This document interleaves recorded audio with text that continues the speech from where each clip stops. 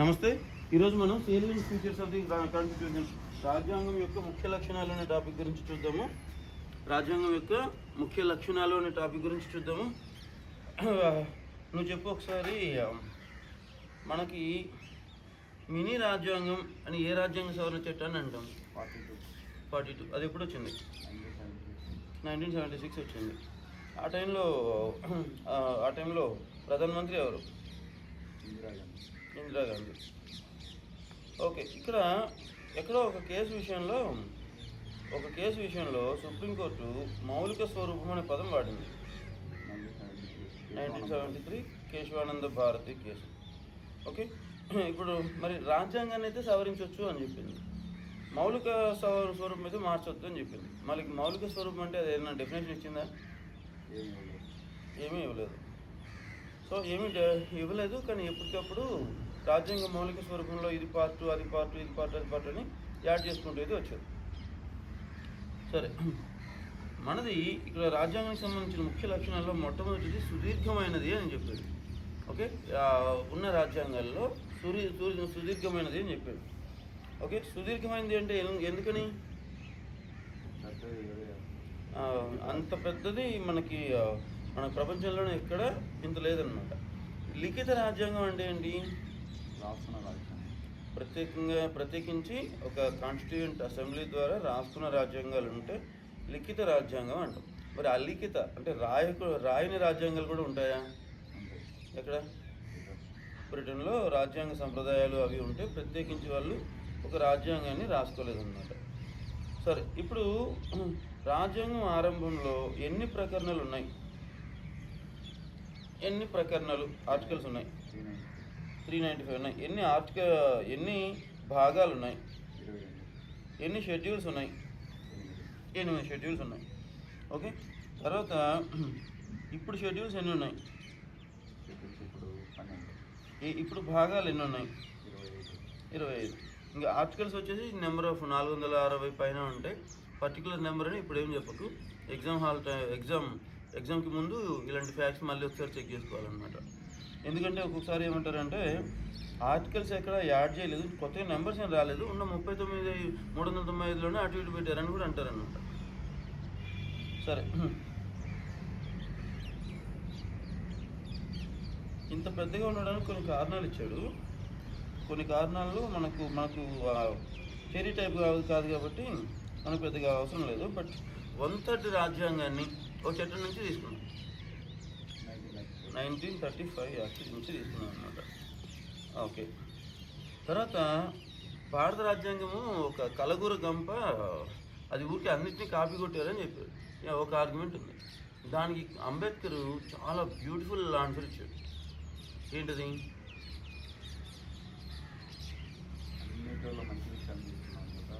అన్నిటి నుంచి మేము తీసుకునేది మంచి, అది కాక అంటే ప్రకృతి ఇట్ సెల్ఫ్ దానంతటి అది కాపీ పడుతుంది. ఓకే, మనము అన్నిటినీ మనకు అనుగుణంగా తీసేసుకున్నాం, అన్నిటి నుంచి మంచి తీసుకున్నాం, కానీ మనకు అనుగుణమైనది తీసుకున్నాం అని చెప్పాడు అనమాట. అలాగే అలా రూపొందించినందుకు నేను గర్వపడుతున్నాను అని కూడా చెప్పాడు. అదేదో కాపీ అని అనుకోలే, ఇది కాపీనా కాదా అని కాదు, అదేమి ఎగ్జామ్ కాదు, మనకు సూట్ అవుద్దా లేదా, మనకు సూట్ అయ్యే కండిషన్స్ని, మనకు సూట్ అయ్యే రూల్స్ని మనం తీసుకున్నాం. అంటే రాజ్యాంగం అంటే ఏంటి? What is mean by constitution?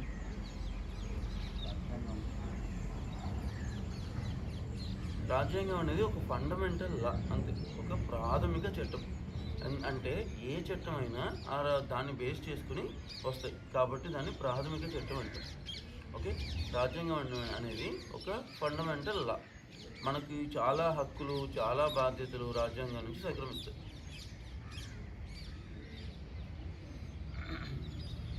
సరే, ఇప్పుడు ప్రాథమిక హక్కులు అనే భాగం ఉంది. దాన్ని ఎక్కడి నుంచి తీసుకున్నారు?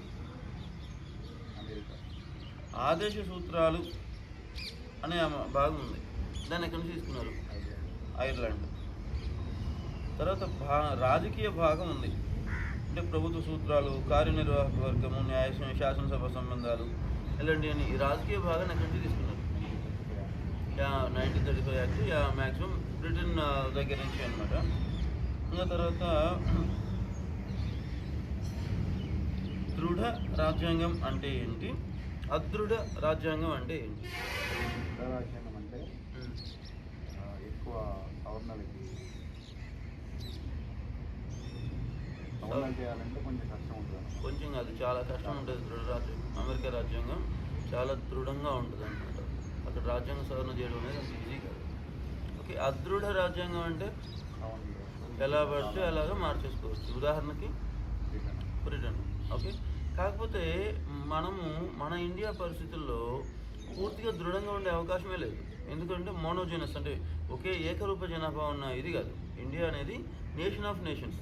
ఒకవేళ వెస్ట్ వాళ్ళ పర్స్పెక్టివ్ నుంచి చూస్తే వాళ్ళ యొక్క జాతీయత అది సెపరేట్ ఉంటుంది. అంటే ఇండియాకి సంబంధించిన జాతీయత సెపరేట్ ఉంటుంది. ఇండియాని నేషన్ ఆఫ్ నేషన్స్ అంటాం. ఓకే, సో ఇక్కడ అందుకని మనము పూర్తిగా దృఢ రాజ్యాంగాన్ని పెట్టుకోలేము. అదృఢ రాజ్యాంగాన్ని పెట్టుకున్నామంటే అది కొన్ని భాగాలని అంత ఈజీగా మార్చకూడదు. అందుకని మంది దృఢంగా ఉంటుంది, అదృఢంగా కూడా ఉంటుంది. సరే, ఇందుకే రాజ్యాంగ సవరణకు సంబంధించి ఆర్టికల్ ఒకటి ఉంది. ఏంటది? 368. ఓకే, మొత్తం రాజ్యాంగ సవరణకు సంబంధించి మూడు రకాలుగా సవరించవచ్చు రాజ్యాంగాన్ని.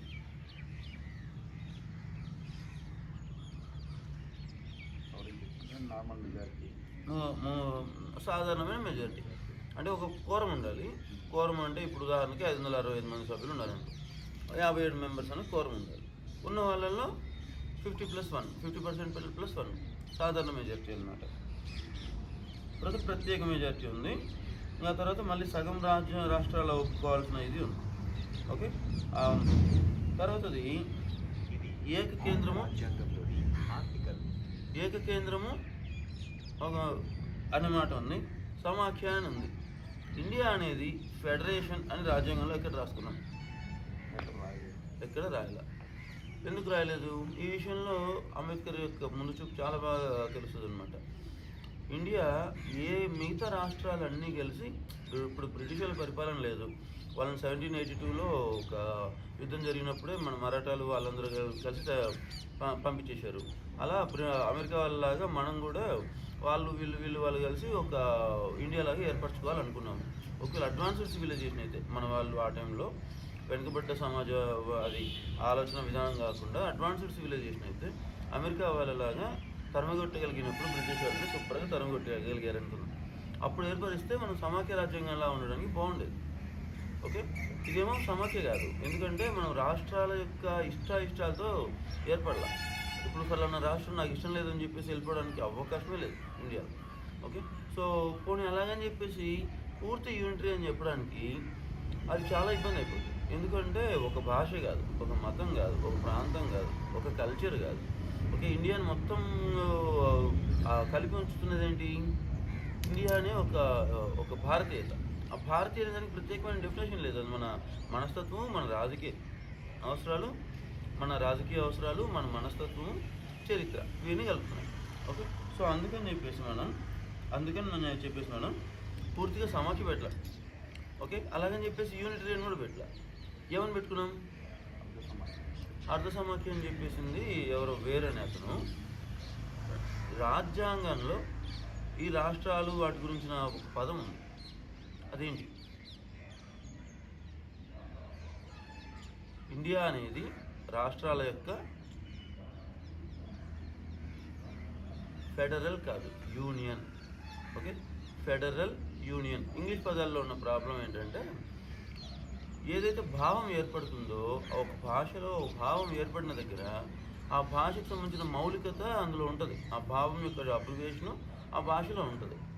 అక్కడ ఏంటంటే ఫెడరేషను అని యూనియన్ అని రెండు ఉన్నప్పుడు యూనియన్ అంటే విడిపోవడానికి అవకాశం లేదు, ఫెడరేషన్ అంటే విడిపోవడానికి అవకాశం ఉంటుంది అన్నమాట. ఇప్పుడు ఉదాహరణకి తత్వమసి అని ఒక తాత్విక భావన ఉంది ఉపనిషత్తుల్లో, మన దగ్గర నుంచి ఏర్పడింది కాబట్టి. ఓకే, దాని గురించి ఇంగ్లీష్లో చెప్పాలంటే చాలా కష్టం. అబ్రివేషన్లు అవి ఇవి ఉండాలి. దానికి సంబంధించిన అబ్రివేషను, దానికి సంబంధించిన వ్యాఖ్యానం అది ఉండాలి. అలాగే ఇంగ్లీష్ పదాలు కొన్ని మనం అందుకే ఇంగ్లీష్లో నేర్చుకోవాలి కొన్ని. ఓకే, యూనియన్, ఫెడరేషన్ రెండింటికి మనం తేడాని చూసుకోవాలన్నమాట. తర్వాతది అర్ధ సమాఖ్య అన్నది ఎవరు? కేసీ వేరు. ఓకే, తర్వాత కోఆపరేటివ్ ఫెడరేషన్ అన్నది ఎవరు?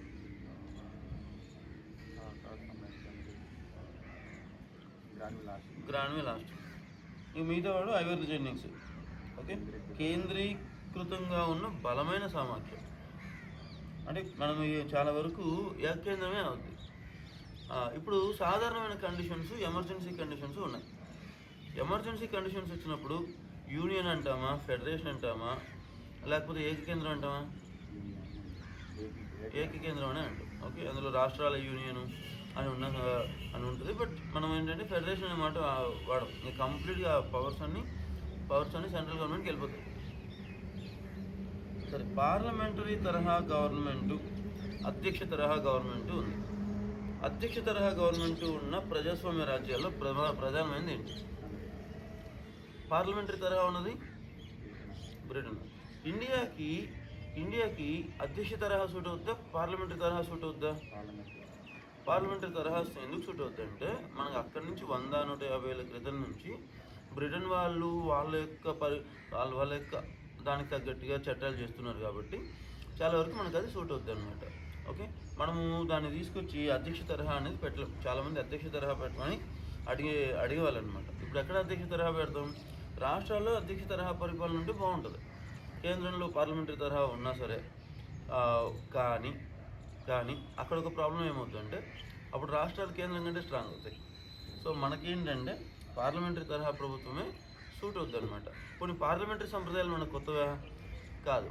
ఎందుకంటే మన విలేజ్ చిన్న ఊర్లలో, గ్రామాల్లో మనం మాట్లాడుకునే ఆ పంచాయతీ అనే దగ్గర నుంచి పెద్ద గవర్నమెంట్లు ఏర్పడే వరకు కూడా పార్లమెంటరీ తరహానే ఉండేది.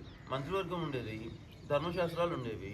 రాజు ఇష్టం వచ్చినట్టు కాకుండా ధర్మప్రభు అనిపించుకోవడానికి ఎక్కువ ప్రయత్నించేవాడు. అలా కాకుండా ఒక రాజు అధర్మ ప్రభు అయితే ఆ పక్క రాజు అక్కడున్న రాజ్యంలోని ప్రజలు అతన్ని తొలగించేవాళ్ళు. ఇదొక అంటే ఒక అన్రిటర్న్ దీనిలాగా సాగేది అనమాట ప్రాచీన కాలంలో. ఇంకా గణరాజ్యాలన్నీ ఇప్పుడు మనం హిస్టరీలో చదువుకుంటాం. గణరాజ్యాలు అని ఉంటాయి. అవన్నీ కూడా పార్లమెంటరీ తరహా అవి ఉన్నాయన్నమాట. సరే, ఇది వెస్ట్ మినిస్టర్ తరహా అంటాము. సెపరేషన్ ఆఫ్ పవర్స్ కూడా ఉంటాయి ఇక్కడ. మన దగ్గర రిపబ్లిక్ అంటాం. ఏంటి రిపబ్లిక్ అంటే? గణతంత్రం అంటే ఏంటి? రాజు అనేవాడు వంశపారంపర్యంగా రాదు. ఓకే, రాజు అంటే హెడ్ ఆఫ్ ది స్టేట్, వంశపారంపర్యంగా రాదు. కానీ బ్రిటన్లో మాత్రం వాళ్ళు ఆ విషయంలో గ్రేట్. వాళ్ళు అందుకే ఫ్రెంచ్ వాళ్ళలాగా రక్తపాతంతో కూడిన విప్లవాలు ఇంగ్లాండ్లో రాలా. యాక్చువల్గా కార్ల్ మార్క్స్ తన సిద్ధాంతం అన్నీ చెప్పినప్పుడు ఎక్కడో రష్యాలోనో చైనాలోనో వస్తుంది అనుకోలే, బ్రిటన్లో వస్తుంది అనుకున్నాడు. సో వాళ్ళు ఏంటంటే బ్రిటన్ పౌరులు వాళ్ళు ఏంటంటే అప్పట్లో ఉన్న వాళ్ళు తెలియని వాళ్ళు అనమాట. ఓకే, ఇప్పుడంటే తెలివితేటలు చాలా తరహా వాళ్ళకి వచ్చాయి, కానీ వాళ్ళు అప్పట్లోనే అడ్వాన్స్డ్ వాళ్ళు అనమాట. వాళ్ళు ఎప్పటికప్పుడు తమ చట్టాల ద్వారా, తమ కొత్తగా ఏర్పాటు చేసుకున్న చట్టాల ద్వారా మార్చుకుంటూ వచ్చారు. అలా ఒక బ్యాలెన్స్ తీసుకొచ్చారనమాట రాజరికం నుంచి. ఇప్పుడు రాజరికం అనేది వాళ్ళకి ఒక నామినల్ అనమాట. తలుచుకుంటే తీసేయచ్చు, బట్ నామినల్ అనమాట.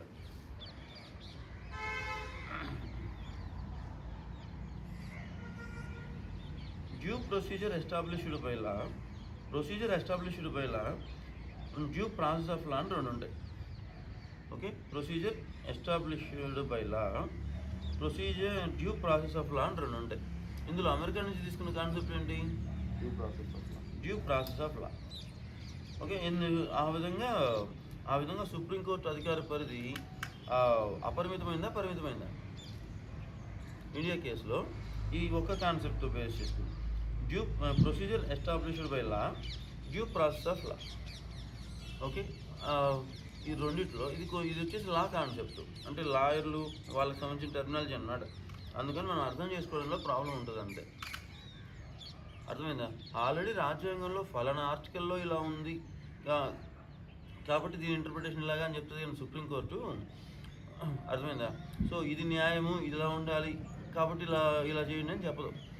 డ్యూ ప్రాసెస్ ఆఫ్ లా అనేది అమెరికాలో ఉంటుంది అనమాట. మన సుప్రీంకోర్టుకి ఆ పవర్ లేదు. ఓకే, సో అలాగని చెప్పేసి సుప్రీంకోర్టు వ్యాఖ్యానించలేదంటే వ్యాఖ్యానిస్తుంది. కాకపోతే ఆ వ్యాఖ్యానించేటప్పుడు ఏంటంటే రాజ్యాంగంలో ఉన్న పదాలే వాడాలి. రాజ్యాంగంలో ఉన్న ఒక దాని నుంచే ఇది వస్తుంది అనమాట. ఫలానా ఆర్టికల్ ద్వారా సంక్రమించిన సోన్సు అధికారాలను బట్టి ఇలాగే ఉంటుంది అనమాట. ఓకే, తర్వాతది న్యాయశాఖ స్వతంత్రత అనే ఒక పదం ఉంది. న్యాయశాఖ స్వతంత్రత అనే ఒక పదం ఉంది. ఇదొక హైరార్కీ అన్నమాట, సెపరేట్ హైరార్కీ. ఏంటి దాని అర్థం?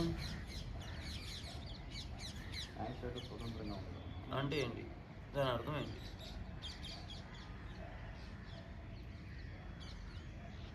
దాని విషయంలో ఎగ్జిక్యూటివ్ కానీ లెజిస్లేచర్ కానీ జోక్యం చేసుకోరు. దానికి సపరేట్గా మనం సపరేట్గా చదువుకుంటాం అన్నమాట. పార్లమెంట్లో సుప్రీంకోర్టు వాడి గురించి చర్చించకూడదు. సుప్రీంకోర్టు పార్లమెంట్ ఇంటర్నల్గా జరిగే అక్కడ ఉన్న వాదాలు అవి ఉంటాయి కదా, దాని గురించి సుప్రీంకోర్టు పట్టించుకోకూడదు. అంటే ఆ లోపలిగా జరిగే ఇంటర్నల్ వాటికి అనమాట. ఓకే, ఇదొక గీత. ఈ గీత ఎప్పటికప్పుడు ఇక్కడి నుంచి నీకు ఎప్పుడైతే న్యాయశాఖ ఎంటర్ అయిందో, న్యాయశాఖ స్వతంత్రత అన్నామో, అలాగే న్యాయశాఖ, శాసనశాఖ, కార్యనిర్వహణ శాఖ అనే పదాలు వచ్చాయో, ఇక్కడి నుంచి నీకు న్యాయ సమీక్ష అనే పదం గుర్తుండాలి. న్యాయ వ్యవస్థ క్రియాశీలత పదం ఐడియా ఉండాలి. న్యాయ వ్యవస్థ అతి క్రియాశీలత, okay, judicial activism, judicial over activism, okay. ఆ తర్వాత దాని ఏమంటాము న్యాయ సమీక్ష, జ్యుడిషియల్ రివ్యూ, ఇలాంటి పదాలన్నీ ఇక్కడి నుంచి వస్తాయి అన్నమాట. తర్వాత ప్రాథమిక హక్కులు ఏ భాగంలో ఉన్నాయి? 3 భాగంలో ఉన్నాయి. ఎన్ని ఉన్నాయి? 6 ఉన్నాయి. ఓకే, ఇది నీకు ఆర్టికల్తో సహా నెంబర్ మనం మళ్ళీ చదువుకున్నప్పుడు ఎట్లాగో చూసుకోవచ్చు. ఓకే, ఇప్పుడు మామూలుగా సుప్రీంకోర్టుకి ప్రాథమిక హక్కులకి భంగం కలిగిందని చెప్పేసి డైరెక్ట్గా వెళ్ళొచ్చు. అలా వెళ్ళడానికి గాను వెళ్ళినప్పుడు సుప్రీంకోర్టు కొన్ని రకాల ఉత్తర్వులు జారీ చేస్తుంది. హెబియస్ కార్పస్, మాండమస్, ప్రొహిబిషను, సెర్షియోరరీ, కోవారెంటో, ఇవన్నీ కూడా అలాంటి పేర్లు అనమాట. ఓకే, ఇందులో నా శరీరాన్ని నాకు అప్పచెప్పు, okay, give me my body, okay, ఇది ఏది? Habeas corpus. ఓకే, ఏ అధికారంతో? మాండమస్ అంటే మేము ఆజ్ఞాపిస్తున్నాం. కో వారెంటో. ఓకే, ఆ తర్వాత ప్రొహిబిషను, సెర్షియోరరీ, 2 కోర్టులకు సంబంధించి కిందకి సంబంధించిన కోర్టులకు సంబంధించిన అనమాట. ఎమర్జెన్సీ టైంలో కూడా రద్దు కాకూడని ప్రాథమిక హక్కులు ఏంటి? ఆదేశ సూత్రాలు అనే దానిని ఒక నూతన లక్షణం, న్యూ క్యారెక్టర్ అని చెప్పింది ఎవరు? ఇలాంటివి కొంచెం కన్ఫ్యూజ్ చేస్తాయి. ఎందుకంటే పాలిటీలో వచ్చేసరికి చాలా ఈజీగా కనిపించిన దగ్గర తప్పులు ఎక్కువ చేసే అవకాశం ఎక్కువ ఉంటుంది. ఎందుకంటే మనం పర్సన్స్ని టేక్ ఇట్ ఫర్ గ్రాంటెడ్గా తీసుకుంటాం. వ్యక్తులు వాళ్ళు చెప్పే కామెంట్స్ ఉంటాయి కదా. ఇప్పుడు మనకి ఇక్కడ ఈ పాయింట్ చెప్పాడంటే అంబేద్కర్కి ఒక రకమైన దృక్కోణం ఉంటుంది. దాని గురించి నువ్వు ఒక పెద్ద పేజీనే రాసేయచ్చు. ఓకే, అది మనలాంటి వాళ్ళకి అదే ఇంకొంచెం డీప్గా చదివితే కానీ అది రాదు. ఇక్కడ ఏంటంటే ఇది ఒక స్పెషల్ క్యారెక్టరిస్టిక్, న్యూ క్యారెక్టరిస్టిక్స్ అనేది అంబేద్కర్. ఏ భాగంలో ఉన్నాయి? 4th భాగంలో ఉన్నాయన్నమాట. గాంధేయ, సామ్యవాద, ఉదారవాద అనే పదం పక్కన పెట్టు.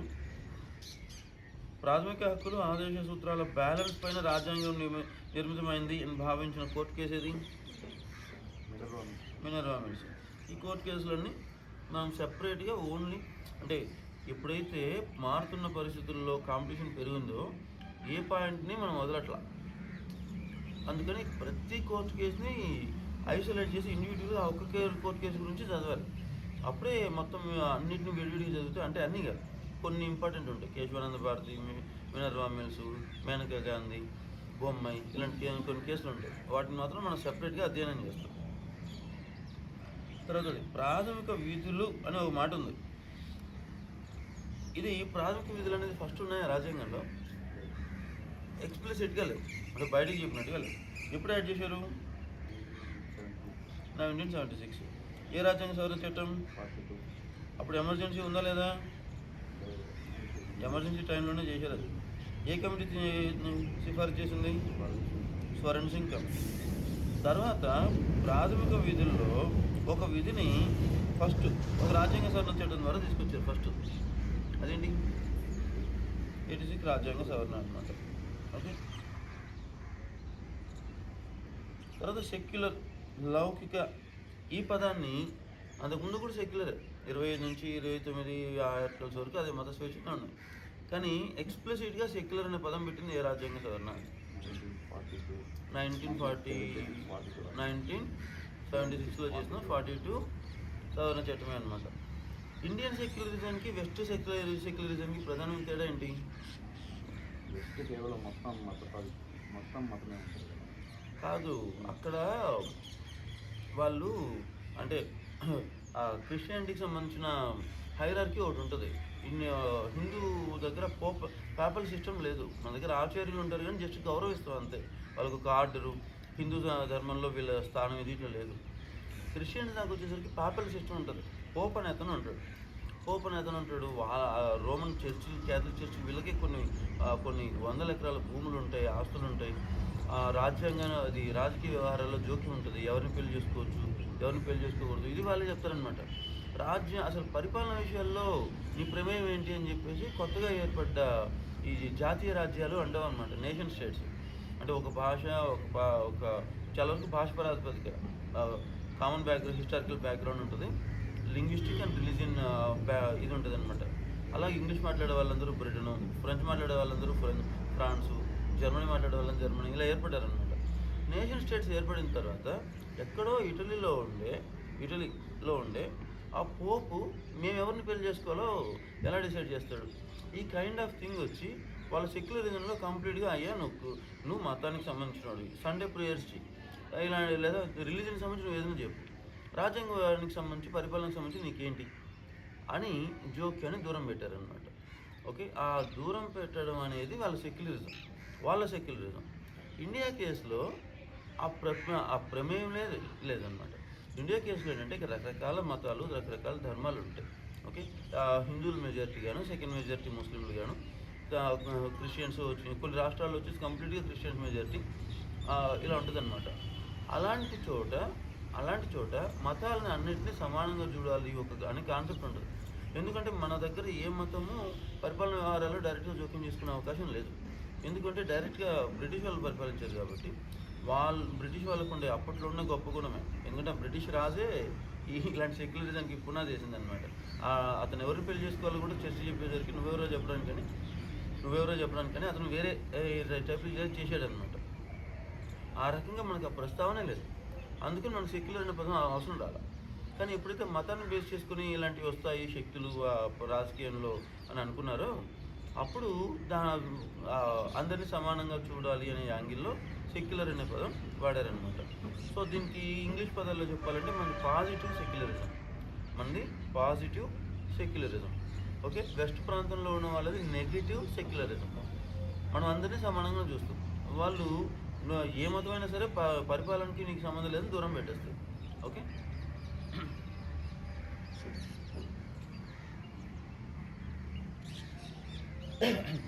దీనికి సంబంధించి కొన్ని ఆర్టికల్స్ ఉన్నాయి. సెక్యులరిజానికి సంబంధించి కొన్ని ఆర్టికల్స్ ఉన్నాయి. నీకు నచ్చిన మతం అవలంబించవచ్చు అనేది ఏ ఆర్టికల్? 25. తర్వాత నీకు కావలసిన సంస్థను ఏర్పరచుకోవచ్చు అనేది 26.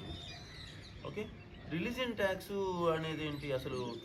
27 అసలు 27 ఎందుకు? మన దగ్గర రిలీజియన్ ట్యాక్స్ అంతకుముందు లేదు కదా, ఇప్పుడు కూడా వసూలు చేయకూడదు అనమాట. ఎందుకంటే ఇప్పుడు ఇస్లాంలో వచ్చేసరికి రిలీజియన్ ట్యాక్స్ ఉంటుంది. ఒకవేళ కనుక ముస్లింలు కాకపోతే జిజియా అని ఒక పన్ను ఉంటుంది నాన్ ముస్లిమ్స్కి. ఓకే, దారుల్ హర్బ్, దారుల్ ఇస్లాం అని 2 రకాలుగా వర్గీకరిస్తుంది షరియత్. దారుల్ హర్బ్ అంటే షరియత్ ఆధారంగా కాకుండా వేరే రకంగా పరిపాలించే నాన్ ఇస్లామిక్ ప్రదేశాలన్నీ కూడా దారుల్ హర్బ్. ముస్లింలు పరిపాలించే ప్రదేశం అంతా కూడా దారుల్ ఇస్లాం. దారుల్ ఇస్లాంలో షరియత్ అనే వాళ్ళ మతధర్మం ఆధారంగా పరిపాలిస్తారనమాట. ఇండియాలో హనాఫీ సంప్రదాయాన్ని అనుసరిస్తారు. ఆ పరిపాలనలో భాగంగా నాన్ ముస్లిమ్స్కి జిజియా అనే ఒక పన్ను యాడ్ చేయాలి. ఇది డిస్క్రిమినేటరీ అని చెప్పేసి యాడ్ చేసిన రాజులు ఉన్నారు. కాశ్మీర్లో జైనుల్ అబిద్దీన్ అతను ఫస్ట్ తీసేశాడు జిజియాని. విధించింది సింధ్లో.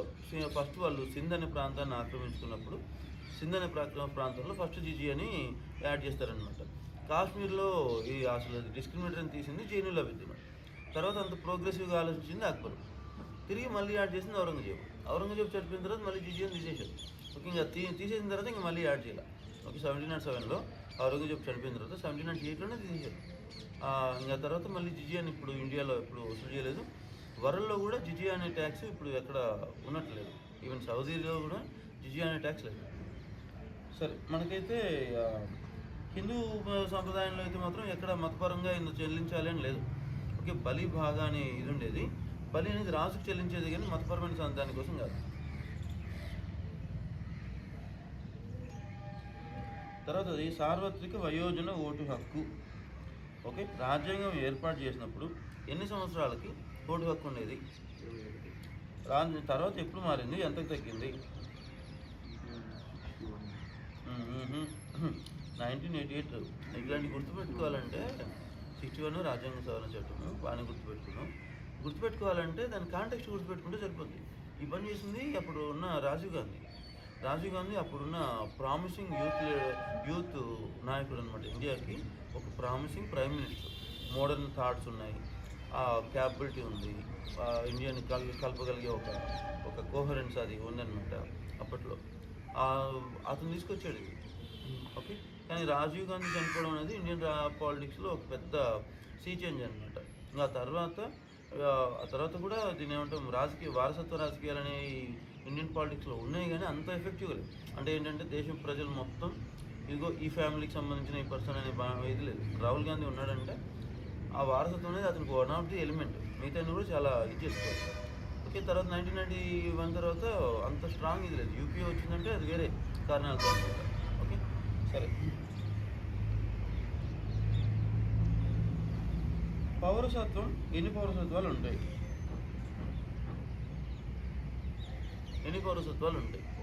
ఒకటే ఉంటాయి. అమెరికాలో 2 ఉంటాయి. అమెరికాలో జన్మతః పౌరసత్వం అని ఉంటుంది తెలుసా? అది లేకపోతే వాళ్ళు అక్కడ అమెరికన్ ప్రెసిడెంట్ అవ్వలేరు. తర్వాత స్వతంత్ర సంస్థల గురించి కొన్ని ఉన్నాయి. Election commission, public service commission, వీటి గురించి మనం ఆ ప్రాంతం వచ్చినప్పుడు చూద్దాము. టైం అయిపోతున్నట్టుంది. ఎమర్జెన్సీ గురించి చెప్పు. ఇండియాలో ఎన్ని రకాల ఎమర్జెన్సీలు పెట్టచ్చు? 3 రకాలు పెట్టినప్పుడు ఈ ఆర్టికల్ కేవలం ఒక డెడ్ ఇది ఏదో అవసరమైతే తప్ప వాడుకోకూడదు దీన్ని అని అంబేద్కర్ అంటే ఊహించాడు. కానీ ఏంటంటే ఆర్టికల్ పెట్టకపోతే ఇంకా ఎక్కువ ప్రాబ్లం వస్తుంది. పెడితే వచ్చే ప్రాబ్లమ్ని ఎదుర్కోవడం ఈజీ, పెట్టకపోతే ఇంకా పెద్ద ప్రాబ్లం వస్తుంది. ఒక ప్రాబ్లమ్ని ఊహించి ఆ ప్రాబ్లము రాకుండా చూసుకోవాలి అన్నట్టుగా చెప్పాడు. ఓకే, ఏంటి ఆర్టికల్, ఇది డెడ్ ఆర్టికల్ అని చెప్పాడు అనమాట. ఇది వాడకూడదు అన్నట్టు చెప్పాడు. 356. కానీ దాన్ని ఎంత దారుణంగా వాడారంటే అంత దారుణంగా వాడారనమాట. ఆర్టికల్ 365 అది 365 వేరేది. సరే, అసలు ఇంతవరకు మన దగ్గర అమలు చేయని ఆర్టికల్ ఏంటి? చాలా ఆర్టికల్స్ ఉండొచ్చు, బట్ ఎస్ ఫైనాన్షియల్ ఎమర్జెన్సీ ఉంది కదా, కానీ అమలు చేయలేదన్నమాట. 3 అంచెల గవర్నమెంట్ ఉంది. ఏంటది? 3 అంచెల ప్రభుత్వం. కేంద్ర ప్రభుత్వం, రాష్ట్ర ప్రభుత్వం, స్థానిక ప్రభుత్వాల మీద చాలామంది చాలా చెప్తారు. కానీ ఎమ్మెల్యేలు వచ్చేసి ఒక్కసారి అధికారం వచ్చిన తర్వాత ఎవరు అధికారం వదులుకోరు. అక్కడికి ట్రై చేశారు. ఏ ఆర్టికల్స్ కాదు, ఏ రాజ్యాంగ సవరణ చట్టాల ప్రకారం ట్రై చేశారు? అది 73, 74 అవి చాలా ఇంపార్టెంట్ అనమాట. ట్రై చేశారు కానీ ఇప్పటికీ నిధుల విషయంలో ప్రాబ్లం ఉంటూనే ఉంటుంది అనమాట.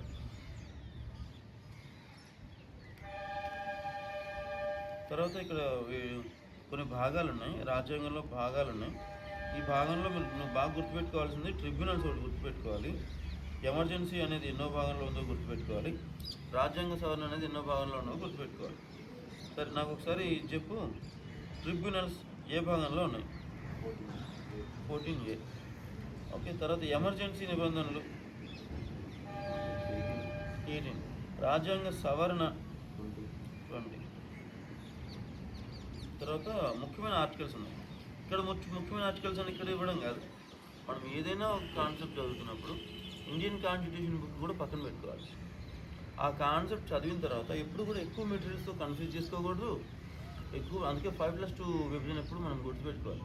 5 days మన దగ్గర ఒక మెటీరియల్ పెట్టుకుంటే, for example Laxmikanth book, okay, పదే పదే అదే మెటీరియల్ చదువుకోవాలి, అదే నేర్చుకోవాలి. ఆ 5 daysలో నువ్వు చదివిన దానికి సంబంధించిన రిఫరెన్స్ ఏదైతే మనం అనుకుంటున్నామో ఆ రిఫరెన్స్ మిగతా 2 రోజుల్లో చూసుకోవాలి. రివిజను, రిఫరెన్సు, ప్రాక్టీసు అన్నీ కూడా మిగతా 2 రోజుల్లో చూసుకోవాలి. అప్పుడు మనం కాన్స్టిట్యూషన్ ఎక్స్ట్రా చదవాల్సి వచ్చినా, లేదా ఒక కోర్టు కేసు గురించి ఎక్స్ట్రా చదవాల్సి వచ్చినా, ఆన్లైన్లో ఇంకేదైనా మెటీరియల్ ఉన్నా, లేకపోతే ఇంకేదైనా దానికి సంబంధించిన ఇంపార్టెంట్ బుక్స్ ఉంటాయి అన్నమాట. పాలిటిక్స్ మీద, ఇండియన్ గవర్నమెంట్ వాటి మీద, పబ్లిక్ అడ్మినిస్ట్రేషన్ వాళ్ళు ఇంకోటి ఉంటాయన్నమాట. అవి చదవాల్సి వచ్చిన ఆ 2 days ఉంటాయన్నమాట. ఓకే, అప్పుడేంటి మనం బ్యాలెన్స్ చేసుకోవచ్చు, చదవడం మీద, రివిజన్ వాటి మీద బ్యాలెన్స్ చేసుకోవచ్చు. సరే, షెడ్యూల్స్ కూడా గుర్తుపెట్టుకోవాలి. నువ్వు రకరకాల షెడ్యూల్స్ ఉన్నాయి. షెడ్యూల్స్ గురించి మళ్ళీ మనం క్లాస్లో చూద్దాము. Okay, thank you.